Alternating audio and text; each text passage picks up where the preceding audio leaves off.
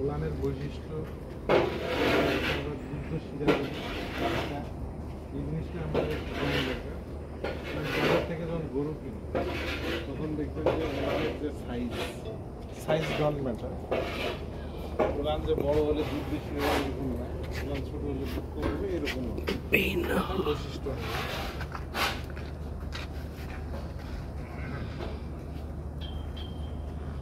এই যে দেখেন সামনের দুটো ওলান পিছনের দুটো বাট আছে, হ্যাঁ এটা হলো সামনে এবং পিছনের দুটো বাট এক সমান হইতে হবে, পিছনের দুটো সমান থাকবে এবং সামনের দুটো সমান থাকবে, দুটো কিন্তু আলাদা। দেখেন যে সামনের দুটো সমান দূরত্বে, পিছনের দুটো এক সমান।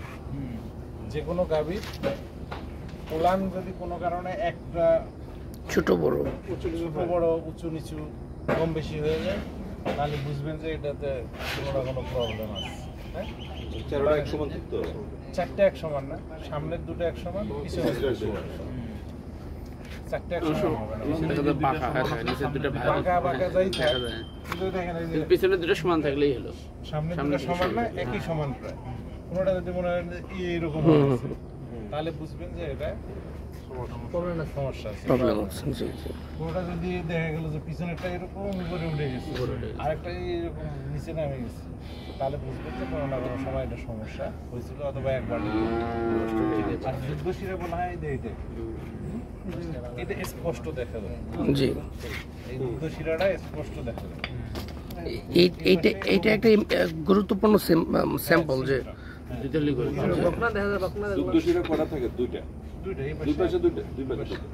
কোনো কারণে যে একটা ইয়ে দেখা যায় আরেকটা যদি থাকে তাহলে দুটোই থাকবে, শিরার ক্ষেত্রে কোনো পার্থক্য নেই, এটা কম বেশি হওয়ার সুযোগ হবে। আর যে দেখেন যে এটা হাড় দেখা যাচ্ছে, আর হলস্টিন ফ্রিজিয়ানের ক্ষেত্রে শির দানাটা সোজা একদম প্যারালাল, হ্যাঁ চওড়া থাকবে পিছনটা, জি সামনটা একটু হালকা থাকবে এবং নৌকার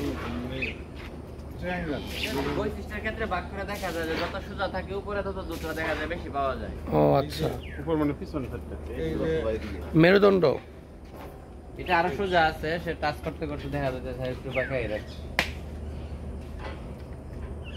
শিক দ্বারাটা একদম সোজা থাকবে, একদম সোজা একবারে এরকম মানে দেখতে সোজা দেখা যায়, একেবারে উটের মতো থাকবে না। ওই যে সারের ক্ষেত্রে দেখেন মানে একটু মনে হয় যে পিছনে একটু যে গর্ত, হ্যাঁ হ্যাঁ এটা ডাউন হয়ে গেছে। হ্যাঁ সারের মধ্যে যেমন এইভাবে গিয়ে এইভাবে একটা সারেরটা এরকম, এটা গাবিরটা এরকম, পিছনটা চৌড়া। সারেরটা দেখছেন, সারেরটা এমনি হয়েছে বিট বিট, আর এটা হচ্ছে একটু ঢালা।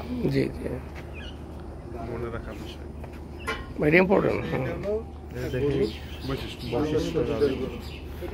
যদি বকনা কিনতে চাই সেক্ষেত্রে এরকম দুর্দশীরা থাকবে না,